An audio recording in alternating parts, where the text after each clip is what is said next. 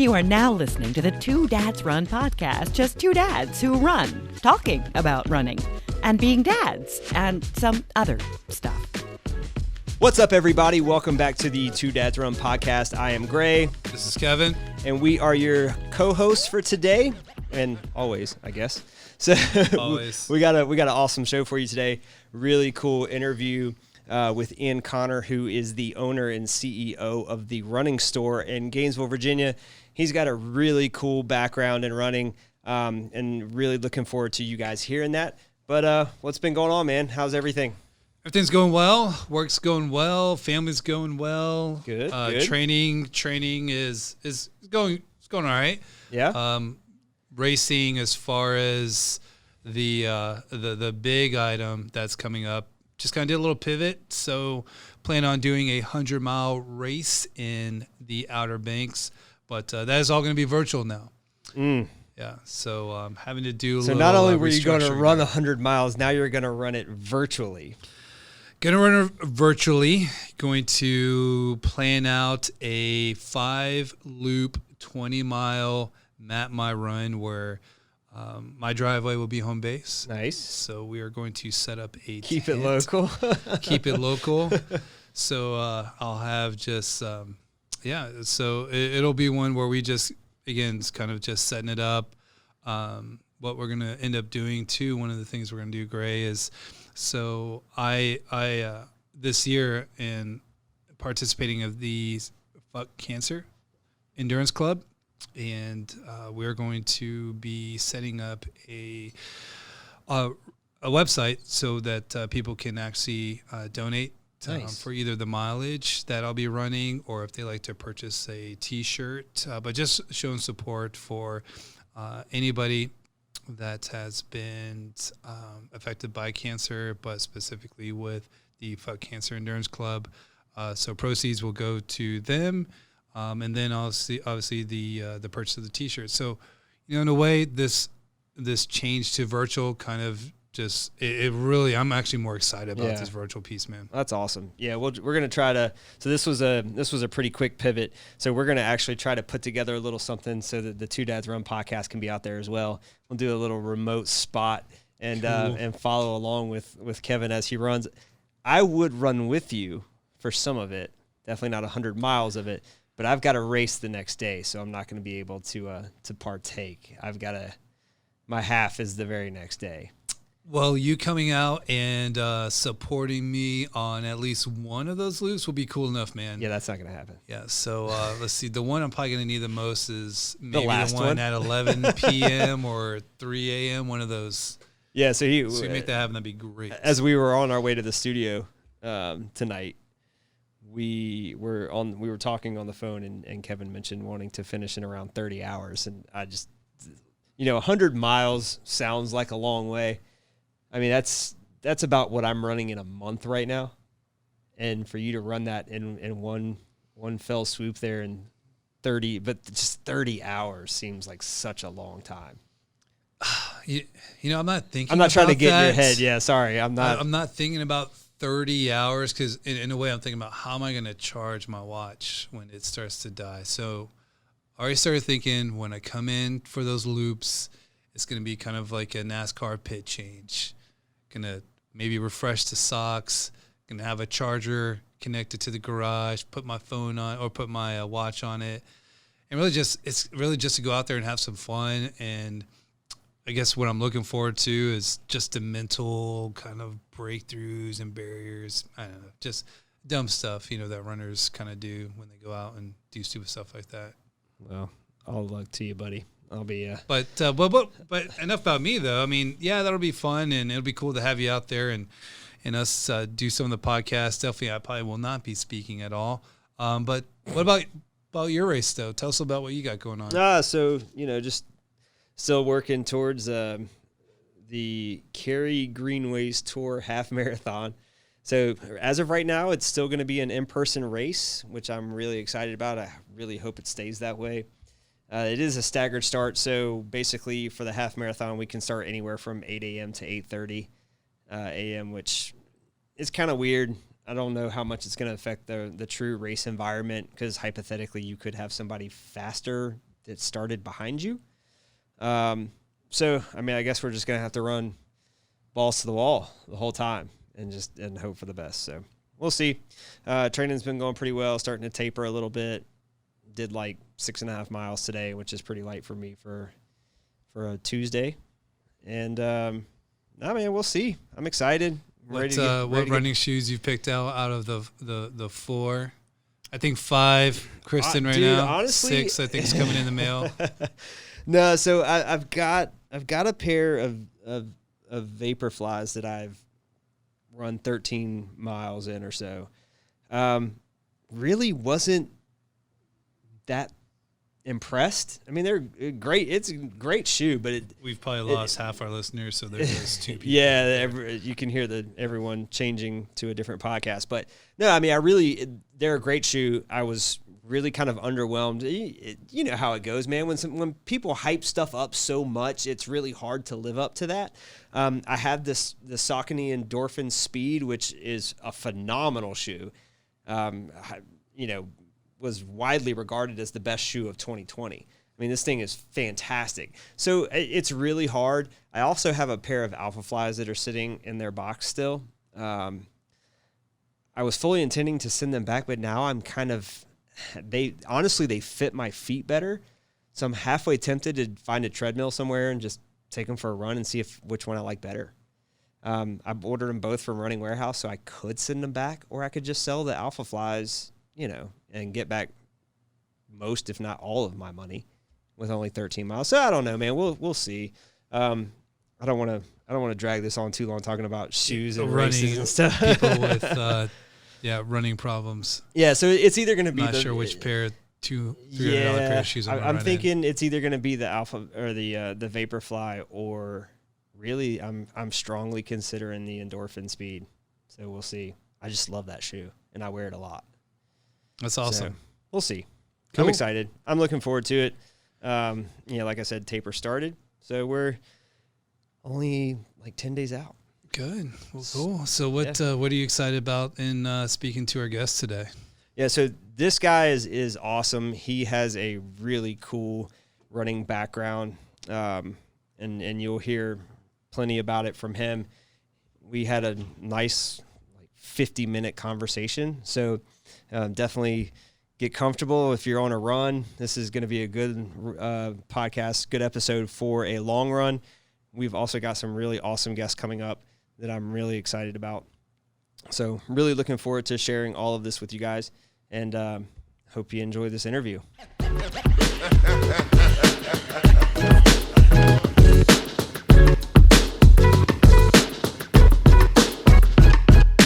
Hey everyone, so today we're talking to Ian Connor. Ian's the president and CEO at the running store based in Gainesville, Virginia. Ian, tell us a little bit about your stellar running background. Sure. Well, first, thanks for having me. My first podcast. So all right. Yay. Welcome, Ian. As famous as I am, I can't believe this is my first one. Hey, you're a big deal now, buddy. I'm official. But yeah, seriously, thanks for having me. Running wise, really started running in junior high. In Ohio, we have, now I don't know what it's like where you guys are at, but where I was born and raised in Ohio, in junior high, it was 7th and 8th grade, and we actually had cross country in junior high school. I know in Virginia, where I'm at right now, they don't have cross country in junior high here. Yeah, it's the same here in North Carolina. We don't start until high school. Okay. And so I had real small school. I mean, I was a cornfield school. I mean, my graduating class was like 72 people. Wow. So seventh grade through 7 through 12 was all in one building. And I think it was probably 400 and some people, total. So very, very small school, small division. Everybody knew everybody. So you couldn't hide. And you can imagine in that type of environment that people were already picked to play certain sports. Oh, I'm sure. Absolutely. So, yeah, it's who you know, right? So I kind of call rubbed me the wrong way, and I figured, all right, let's find a sport that's all about me. So I started running, in junior high. cross country. And then I did not run track until I was a junior in high school. Found track to be, still do kind of, find it to be very, very boring, circle, circle, circle. Yeah. Especially as a distance runner, right? Absolutely. So picked up track my junior year. Won my first state title as a junior in the 1 mile. And then my senior year, I won the 2 mile and cross country. And then so a small school, we were small division, but it kind of got the likes of, a couple universities. So I did the whole recruiting thing, right?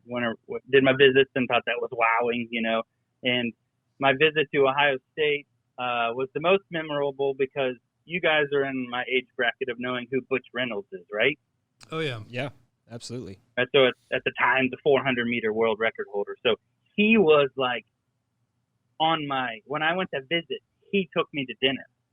Oh, wow. So I was like, this is awesome, right? So I'm sitting at the dinner table with Butch Reynolds and, a bunch of other people at the time, but that was one of the wowing things to me. And so I ended up going to Ohio State. I didn't know much about running, truly. I was very naive. If I would have been more researching wise, I probably would have not went to Ohio State because at the time they were like 10th out of Big Ten. So they were not very good. Well, and in our defense, we didn't have all the information at our fingertips like we do now. Correct. Yeah, absolutely. So ended up going there. It was a great blessing. It was actually an hour from my parents' house. And so I got to, still see my family. Sure. I really chose Ohio State because it was so big. I mean, I came from such a small place. I wanted to go huge, right? So that was a pretty big jump. Yeah, there. that's definitely one from one end of the spectrum to the other. I mean, you had as many kids in your entire high school as Kevin and I had in our graduating classes. So yeah. And I was going to say, for those of our listeners that don't know who Butch Reynolds is, pretty badass. I mean, and you correct me if I'm wrong, Ian, the guy held the world record for the 400 meters for quite some time. Yeah, I don't know how many years, but it was like 43 seconds. Something like that. 43.29, somewhere around there. Yeah, there you go. not that we looked it up or anything. Yeah, so yeah, I mean, obviously I was a distance runner, but still wowed by the fact that it's a world record holder, right? Oh yeah. Yeah, they rolled out the red carpet for you, man. They must have wanted me. The kid from the cornfield. Bring him in. Yeah. So it was pretty great in the sense that when I went there, I actually was coached by an Olympian. My first year was Robert Gary is his name, and he was a 96 Olympian in the steeplechase. And so I went there and started getting coached by him, and he introduced me to the steeplechase, and that's kind of how I got involved into that event. So you didn't start running steeplechase until college? Correct. I had, okay. Like many people, probably most of the listeners, they are like, what is the steeplechase? Yeah, I was about to say, we might have to have you tell us. Why don't you, for our listeners, explain what steeplechase is? Right. So in college outdoors, there's no 2 mile, right? So it's basically the 3,000 meter steeplechase. So it's 200 meters short of 2 miles, but it's an event in which there are barriers. If you've ever watched a horse steeplechase, right? So they're going over these big wooden beams. That's what gets rolled onto the track for this men's race. So they're about 7 feet long. Unlike hurdles, they do not fall over when you hit them. Sounds like you might know from experience. Yeah, a lot of us have figured that out. So there's 4 of those, plus the 5th one is a water barrier, as it's called. So you jump up onto it and you propel off of it into, a large water pit. And the water kind of absorbs your shock. You land, and then you're off to the next barrier. But so that's you got 3,000 meters. That's per lap, right? Yeah. So there's 5 total per lap. Yep. Wow. 1 water pit and then 4 regular barriers. So does there have to be a water pit? I mean, I'm sure this is the barrier of entry for the reason why, like, because we didn't have steeplechase here in high school in North Carolina. Yeah, I think there's probably only a couple states, I think, that have it in high school. So it's pretty much a college, starting event for most people. Okay, that makes sense. Now to be official, you have to have a water pit in the race. I'm sure there are ones that have occurred without a water pit, but to be legitimate, it's got to have 1 water barrier per lap. Okay. So that was an introduction by Robert Gary. He's kind of like, all right, you're tall, you're a strong kid. Let's see what you got. So I thought, I hated track, remember, but it provided this atmosphere in which it broke up that lap after lap. The monotony of it, yeah. You could focus on a barrier, you would change your mindset, you would get to the next one, and before you knew it, the race was kind of on the final lap, and it's go time. So that started my freshman year, took off. My freshman year, I think I ended up getting second at the Big Ten Championships, and a little light bulb kind of went off. I was like, wow, this might be my thing. And then I went to the junior U.S., every year, every 2 years, they've got a kind of a U.S. junior championships. And I was young, so August birthday, so I kind of started a year early. So, I was like 17 when I graduated, I think, when most kids are 18. Oh, wow. So I still, as a freshman, I was able to go to the U.S. Juniors, and I got second at the U.S. Juniors, which made the world team, and then I was seventh at the World Junior Championships. And that's when, like, just a different mode came on. Everything switched for me, and then, my trajectory from that point on was just, I was a different person, upstairs in college. So I got second I was 15th at the NCAA cross country the next year. So it's funny, like, just that mindset change. I was just this freshman who was getting his butt handed to him as a freshman cross country runner. And then after having that having that success at World Juniors, I then jumped. I jumped lots of people to get 15th, and then I went on and got runner up at NCAA's my junior year in track, and then I've shared with you on email. My senior year, I was in position to win. Final water jump, and I clipped it and broke my ankle in the water pit. Sports Illustrated happened to be right there, so that's my claim to fame in Sports Illustrated. Well, I didn't know you broke your ankle. I don't think you shared that with me. Sorry. Oh, wow. Yeah, so it's unfortunate that podcasting is not a visual medium because this picture is fantastic. And when you sent it to me, my response was that, I really hope you have this bad boy framed in your house somewhere. Yeah. It's just one of those you got to keep for all time there. Sure. Yeah. And it, like I told you, it's definitely framed. Not the way you want to be in Sports Illustrated, but hey, that's a more appearances than most of us will ever make in Sports Illustrated. I'll tell you, though, I was going to just say, though, back in 2001, because when we were looking at that, so I remember that photo in the NCAA's in 2001 of that fall. And it was unfortunate, but to what Gray was saying and what I'm just finding out. So you actually severely hurt your ankle then on that. Did you end up finishing, or how did the race finish for you? Yeah. So I got up, adrenaline, obviously, I smashed into the ground, bounced up, and then took one step, and I knew obviously there was something definitely wrong. I did finish. It was the hobble, crawl over the final barrier because there's one more, land barrier to go. And I got the pity clap, got the standing clap from everybody in the stands as I. They're going to make a Disney movie about you someday, man. Yeah.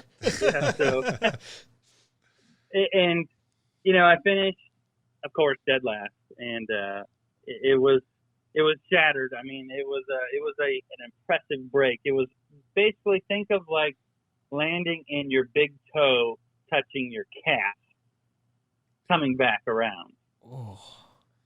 So it was the way we don't know exactly how it occurs. It's weird because we can't find a video, right? So there's like a video of every national championship race except for the fact that the one that I'm in. And because it's steeplechase. Of course, nobody cares except they care when somebody wipes out. That's when all the crowd gets around the water pit. So the hurling, go ahead. Nope, I'm good. You go for it. I was just going to ask. So your hurling career after that, how did the trajectory from that fall change afterwards for you? Yeah, the hardest part, I can admit now that I was not the same runner. My entire college focus was to, win an NCAA title. Actually, I went back in my notes and in my running log, the whole goal was position to win, right? So that was the whole goal my senior year. I had the position to win national championship. And I was in position to win. I mean, I was taking the lead right at that water pit with 150 meters to go. And so mentally, I was never the same. Physically, it led to a lot of like instabilities. I mean, of course, I was young and stubborn. So, as soon as the break healed, I quickly jumped back into running, right? I didn't do all the proper PT. I didn't do any of that. I just started running, and I started running hard. And it was just kind of like one thing after another. I did the steeple like maybe the next year a little bit, but it was kind of a disaster. And then I developed this really bad hip pain, and nobody could figure it out. At the time I went to, I started running for Nike, and even they didn't even have anybody at the time that could figure out what was going on. So it just kind of led to the bad things, and that's kind of how it played out. I mean, I had a couple flashes in the pan of like kind of the old me. I mean, I ran 3:58 in the mile in 2003. I made a couple world cross country teams in the 4K, but it just wasn't me. It was just, I was kind of going through the motions, and I just could never kind of recover at that point. Ian, I mean, I think that's important to note. So after the fall and everything that, how they changed you physically and then mentally, but you were still able to come back and do a 3:58 mile, you were part of that sub 4 club, correct? Mm-hmm. Yep. And 250, this is memory, 255th all time? I think that might be right. Okay. I mean, but that's badass. So before you go on, because what I'm interested in hearing more about, how did you do that? I mean, you mentioned earlier that after that fall and, in finishing last, especially the caliber that you were, that can mess with your psyche a little bit. But what got you kind of just focused to get back to just flat course and, I'm gonna kill it in some shape or form, and if it's gonna be the mile, I'm gonna do it. So what was your mindset heading into something like a 3:58 sub 4 minute mile after a crash like that? Yeah. So after the things started to kind of heal, and I was cranking out. I was still at Ohio State at the time, and I still had some really good training partners. One of my training partners was my roommate at the time. His name was Rob Myers. He went on to run probably like 3:52, I think. So he was fantastic. So, I mean, we kind of just both committed to the mile, and it was an interesting synergy we had because we met in the mile, but anything in training like over 600 meters, I owned him. Anything under 600 meters, he owned me, right? So we were the best training partners going back and forth. And what's really interesting is the day that I ran 358, he also ran 358 at a different indoor track meet. Wow. So, because he was still college eligible, so I had graduated. He was a year or two younger than me. So I had ventured up to Notre Dame to do a mile there, and he had an Ohio State Invitational somewhere that he was running, and so he ran 358 too. But I just kind of put everything, to the side as far as steeple thoughts, and I was like, all right, let's go flatland, and I had a great training partner, so we just kept cranking, and in 358, I think, had I stayed healthy, I still believe I was a 350 low guy. I remember in that race, I actually took the lead with 600 meters to go. In this race, there was two super studs. One of them, if you ever look up running, Nick Willis. Nick Willis, he's made the Olympic team. He was actually in that race. We all ran 357 high to 358. There was 5 of us right there in a pack coming through the finish line. But the 600 meters to go, I took the lead, and I was like, and it was this, no, and then I just gave the lead back up because it was, they talk about post-traumatic stress. I still have this issue of not being who I was, so I wasn't confident enough to take the lead and command the lead like I used to be. So 358 is still awesome, and I'm very proud of that. But it just wasn't everything I could have been on the flatland track side of things too. But yeah, and I think you just mentioned the key word there, confidence. I mean, yep. you said earlier, when the light bulb went off for you when you were a freshman, and when you had those outstanding performances, and then all of a sudden you turned and you transformed into a different runner. It's all about confidence. I mean, I'm sure you would agree with that, right? Absolutely. I mean, it doesn't matter what level you are, right? If you don't believe in the plan, and have faith in your abilities, then you've done all this work to not get where you want to be or where you're going to be. Yeah, absolutely. So take us back just a little bit. You were running for Nike. How long were you around with those guys, and what was your experience like there? So graduated in 01, right? So summer of 01. And so I started, Nike, obviously if I would have stayed on my feet over the last water jump and, finished it out, things would have been a little different. I would have gotten, a much more substantial contract, and things would have been a little different that way. But so in 2002, basically they were like, we still think you have potential. We're going to wait on this deal to see how you come back. That sounds like Nike. Yeah, I mean, they are the power, right? So it was kind of that extra, shank in the side. I was like, oh, great, here we go, So that was another motivating factor for me when you asked, like, what did you, how did you get back to it and still run pretty well? It was like, oh, I want a contract, like I want running to be my career at this time. So that kind of motivated me to get back to it and press hard.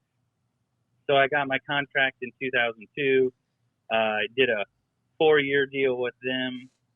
And then after the 4-year deal, I did a 2-year deal. So I was basically from 2002 to 2007, I ran under the swoosh. Nice.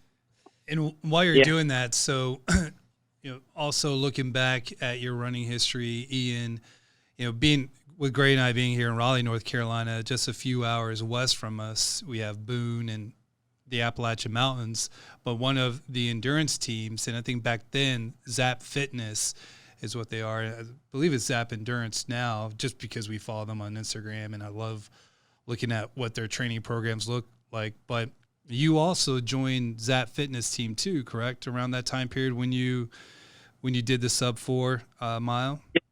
That's right. Yeah. So after, I think, I can't remember what year I went down there and joined. I don't know if it was 04. I feel like, so I ran the sub 4 in 03, and I think it was the next year. Like then my hips and things really started to get really ugly. And I remember, I didn't really have health care or anything. And I'd met one of their athletes at World Cross Country, a team that I was part of. And I remember talking to him, and he was talking about the program he was with, which was Zap Fitness. And, he had kind of healthcare coverage. It covered a lot of, additional expenses. It was a good group of just, runners that wanted to train hard. So I reached back out to him after 03, and, I got a kind of an invitation to come down there and visit. So I visited. I loved the place. I mean, gosh, if you've been, you know what I'm talking about. And if you haven't, you need to go visit. The place is beautiful. Blowing Rock, North Carolina, Lenore, Boone area. I mean, the focus is training and outdoors. Then you're in love, because not a lot of other things to do. But if you're definitely not. You're outdoors, it's the place to be. So yeah, I spent probably around 3, maybe 4 years with them as well, training down there. And so, and around that, was it after Nike? Because again, in full disclosure, you and I have spoken before. Yep. Remind me, was it after that you spent some time in Boone, or was it during around that same time? So what you mean, while I was with Nike, or because you lived in Boone for a while, correct? Yeah. So while I was still under Nike, I also was with Zap, right? So you could be a professional athlete, but be part of their, you could have a professional contract and still be training with their group. Got it. As an athlete. So I did a little combo there with them, and that took me, with their 3 to 4 years there. And then I stayed there when I kind of stopped, the running gig and went into the working world. But I did live there for like 2 years after stopping running. Okay. So as we segue from running to the working world, how did the running store in Gainesville come about? What was the path that brought you there? Sure. So that's an interesting story right there. It's all been interesting, right? This is a good story. Yeah, great so far. So when running was coming towards its end, in mentally, physically, I coined the term, the whipping boy, but I started to, there was blood in the water in training and racing, right? I became the guy that, since I was no longer as good as I once was, people started to beat me that shouldn't have beaten me. If that makes sense. I'm trying to be that and try to say that as nice as I can, but there's a certain group that you're like, why is that guy beating me? That guy should not be beating me, type thing. And enough of that was starting to occur that I was like, okay, enough is enough, right? Like, so it's even harder on you mentally when you know that your ability is there, but you're just not producing. So when that all got exhausting, I was like, okay, you know what? I'm done. But I want to stay in kind of the running, running has been everything to me and given me a lot. So I wanted to stay in the running industry. And I got this contact at Fila Running. So at the time, Fila was making a push for running specialty. So I contacted he was kind of the manager of the sales team. And I thought, well, this could be cool, right? So I would. What were you doing around this time, though? I'm sorry, Ian. So just to kind of paint the picture, so the running career is kind of winding down. So what are you doing at this transition period before that actually starts to kind of take shape? Nothing. I mean, okay. Really, I kind of transitioned quickly, though. Okay. When running was kind of winding down, we call it road hoeing. It's where You jump on the road circuit and you race for money, right? So I was just racing all kinds of races, traveling around, getting $400 here, $500 there. Road hoeing. So there you go. Yeah. Good.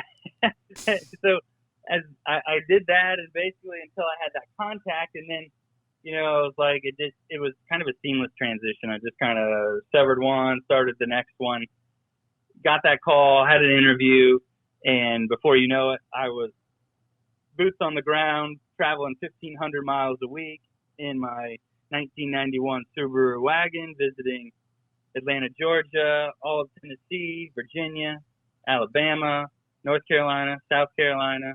I had a huge territory. It was insane. And it was no joke, 1,500 miles a week, and it was my first year of marriage. So you can imagine that didn't go so well. Was it your last year of marriage? Would have been my last. Yeah. So with that said, I did that for barely, not quite 2 years, because it obviously played a toll on things. Sure. So I had this call one. Now, understand, I was Fila, right? Fila was not a very wanted brand. It was very, very difficult to get into running specialty stores. You cold call and you'd be like, "Hey, this is Ian with Fila," and they'd be like, "No," or they would hit. Yeah, exactly. I mean, I used to come up with like just anything to make it fun. I'd be like, "Hey, Tom, how do you Fila? It's Ian." I would have hung up on you too, Ian, in all fairness. Should have went with Jerry Stackhouse shoes. Yes. I was going to say, unless you were basketball or tennis. I mean, I didn't know Fila even entered the running space at one point. Oh, it's so funny you say that. In the urban industry, right? Like, Fila was king. I don't know. I don't pay attention now. But so we had this Fila sales meeting, and it was, at the time, they were really big in, they were trying to push for tennis, running, and obviously the urban has always been there. But we were all at this meeting, and all the reps from the area. It was in Atlanta, Georgia. And I remember meeting the Atlanta urban rep. And, of course, he's just way different than me. And he's like, "Hey, do you want to ride along?"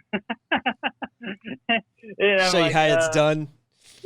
So I remember getting in this guy's, so remember, I'm driving like training day Subaru wagon for my, I've got rust, and my sales car is, a piece. And I get into his sales car, and at the time, it's a brand new Dodge SRT, Cherokee. Remember, those things are like 600 horsepower, way cool, right? So this stuff got 20-inch rims, and we get out and we go into his account, and he's, of course, it's not running specialty, man. It's just different, right? So these guys got shoes just piled up on floor, piled up in stacks, and they've got their Fila Urban shoes, and their hello is, a handshake that's like 18 different ways, and I'm like, oh, I'm this little skinny white guy, like, "Hi, I'm Ian," Of course, I didn't break out the "How do you feel"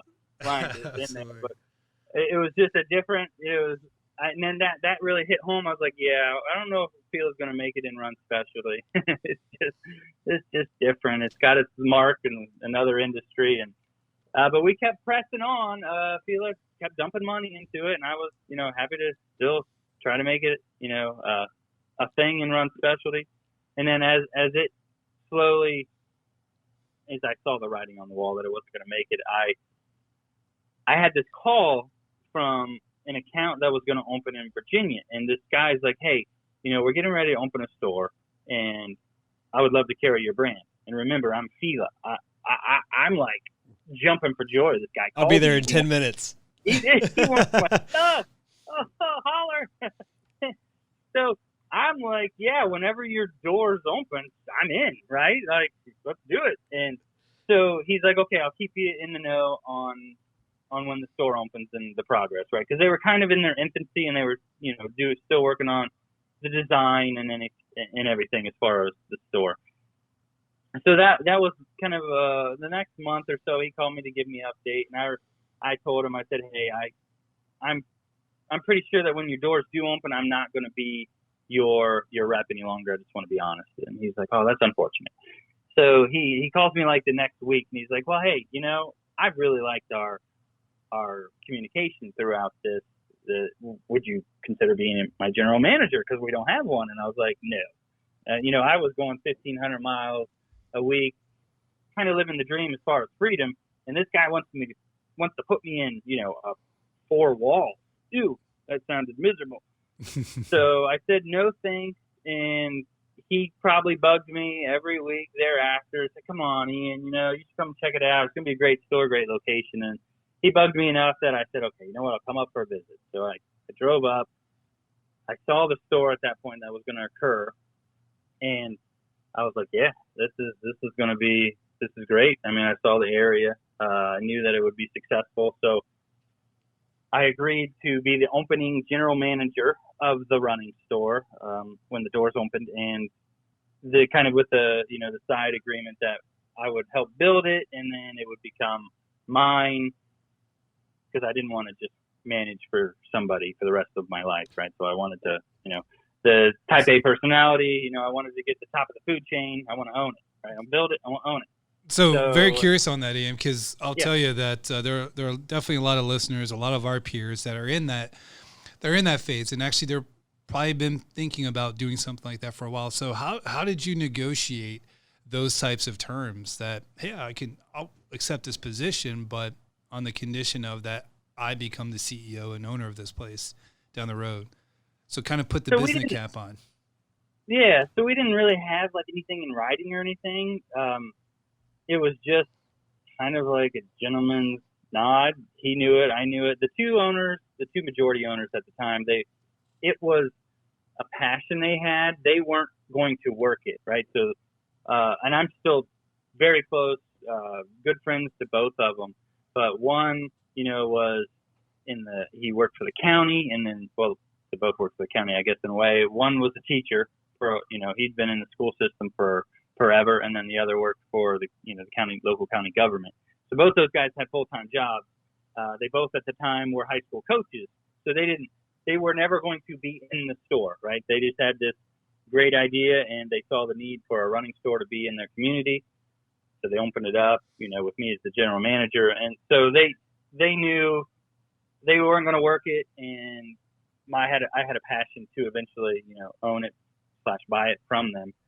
And that's kind of just how it evolved. Now, I was kind of blessed that they are two really good guys.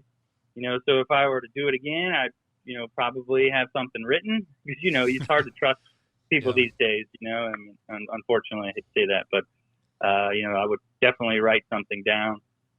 Sweat equity obviously is huge. If you can negotiate something like that. The problem I have looking back on it is I built a great running store, and I paid for that.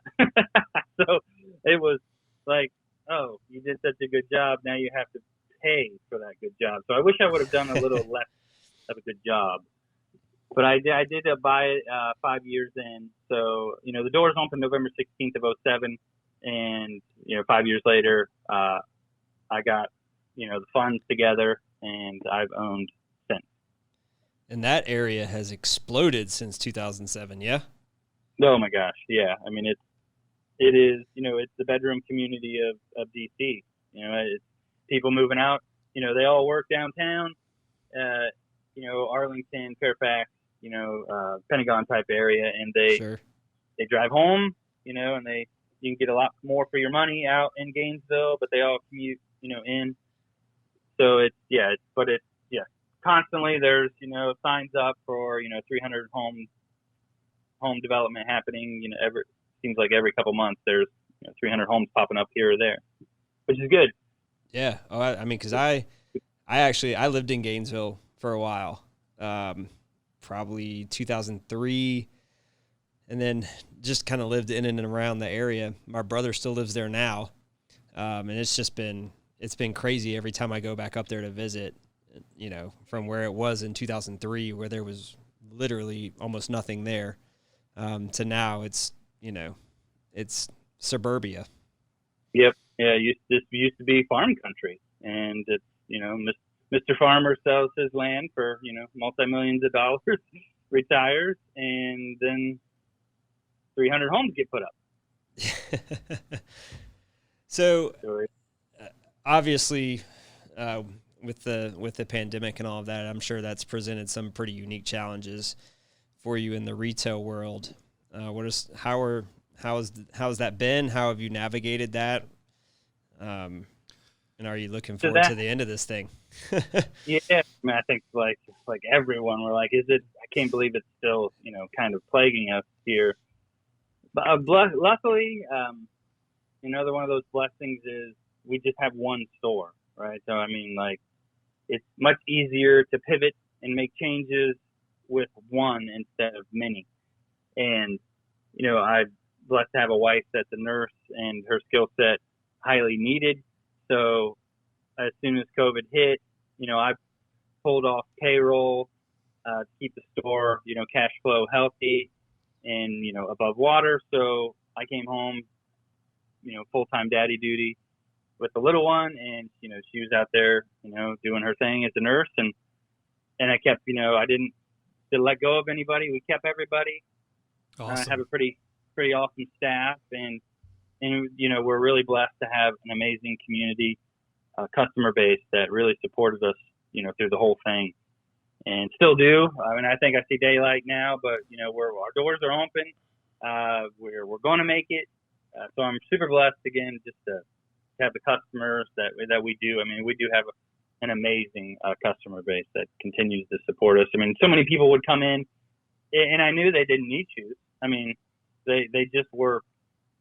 They were buying shoes to keep us going. We made deliveries. We navigated that way. We did everything that you see everybody else doing, whether it's virtual fittings. I have many phone calls, instant message, Facebook, you name it. People text in, call in, whatever. We would deliver. We stayed open. We never closed the doors, even though there were zeros sometimes. You feel like you should have closed, but we remained open the whole time because there's always something to do, inside the store. But people still came in. We masked up, safe, and everything. But we did pretty good. Obviously, things were not what they were the year or two before, but I'm pretty happy with how the team pulled together and the communities to support us. No, that's great. And, Gray and I, we definitely pray for businesses like yours and businesses all across the country that have been impacted by the pandemic and, in the running community. I think that's been somewhat of the neat thing and the eye-opening thing. So here in the RDU area, the Raleigh-Durham area, there's the Tobacco Trail. And I'll tell you, on the weekends, that trail gets packed and more packed and more packed. So you have more people that are outside that are being more just health conscious and just running. So I understand it's great to hear that you didn't let go of any staff, but as far as sales wise, and you kind of touched a little bit on that, but have you started to see, sales just pick up, or maybe just interest from more people in the area that you thought, like, wow, I can't believe we're actually now touching more people in the area than before? Or is it just, go ahead.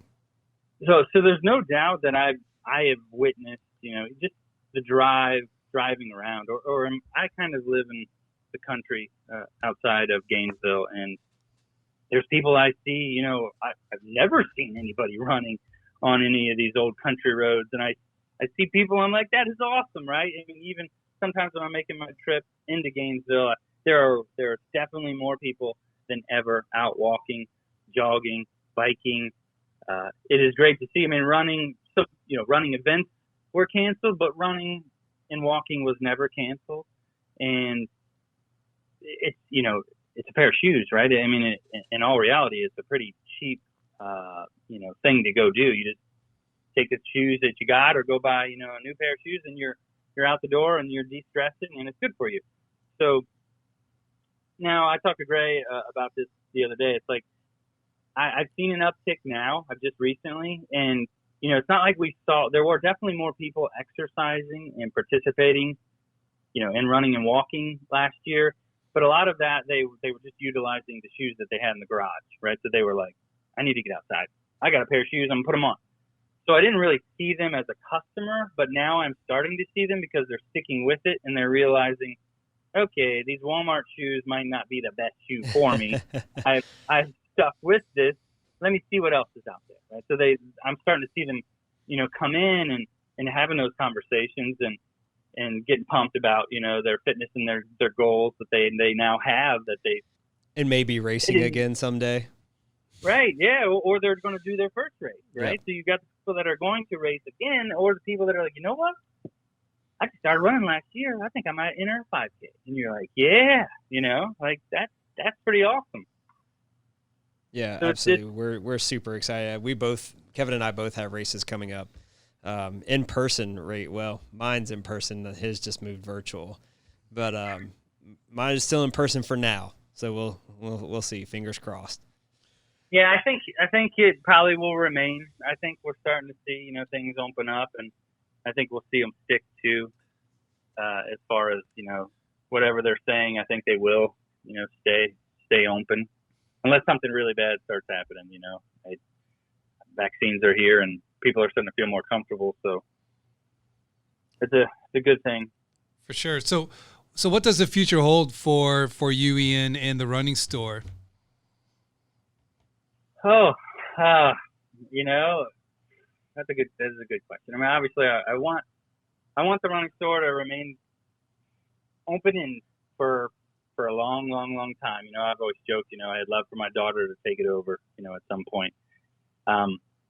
It's a constant, the landscape is changing all the time, right? So, the internet obviously doesn't go away. We talk about the biggest competitor is not another brick and mortar store, right? It's not Dick's Sporting Goods. It's not any other store. It's the internet. So you've got that, and then that's never going to go away, right? So you've got your biggest competitor that you just know, unfortunately, is not going to die, right? He's a monster, and he's going to be there in your dreams all the time.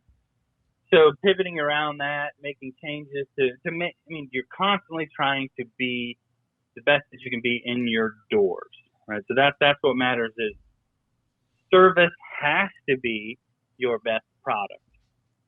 So for me, the goal is constant, staff awareness that guys and girls, you need when a customer comes in, they're here not to just buy a shoe, they're here to have an experience, right? And if the customer doesn't have an experience in your establishment, they're not coming back because they'll just go to the internet, right? So it's like if a customer just comes in and you just show them 4 pairs of shoes and they choose one, they're not coming back.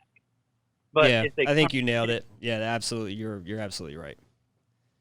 Yeah, it's a challenge because as a business owner, I have the skin in the game, right? But trying to get, and again, I have a great team of sales associates, but their skin's not in the game like it is mine, right? So it's hard for them to put on the hat that I wear. But you start to see some light bulbs go off occasionally, right? So just constant, nurturing of that environment inside the store, welcoming everybody. The area is growing so much. We still have endless amount of people that have never been in our doors. And part of my marketing campaign for the continued future is bringing awareness to people that the running store is not just for the elite runner, right? So we have a great name. The running store is by far the best name, I think, in the industry. Yeah, it's great. The running store. Yeah, absolutely. But a lot of people think that it's only for your runner, right? So I've chased people down literally from the store. Like I'll have customers come in, they'll look in the store, and then they'll turn around and they'll leave, and like I'll chase them down. I'll be like, "Hey, sir, ma'am, what can I do for you today?" And they think that they've looked around and they're like, it's a bunch of anorexic looking runners, so they're like, I don't feel comfortable in there. I'm like, no, don't worry. We help everyone, right? Like my customer base is 80, probably maybe even 90% is just your average person who just wants to walk or run, right? That's our best customer. I actually don't even want the elite runner. Usually they come in with more knowledge than we have, because all they did is sit on the internet and, read everything. Yeah. And by the time they've come in and talked to me, they're only going to break out the gift card that they won in their, they're never going to buy anything from me. I mean, I'm never going to make $1 from them because they've won every local 5K in their age group, so I feel attacked, Ian. Kidding. I'm not winning anything. Don't forget, use your gift card and then add something else on top of it. Exactly.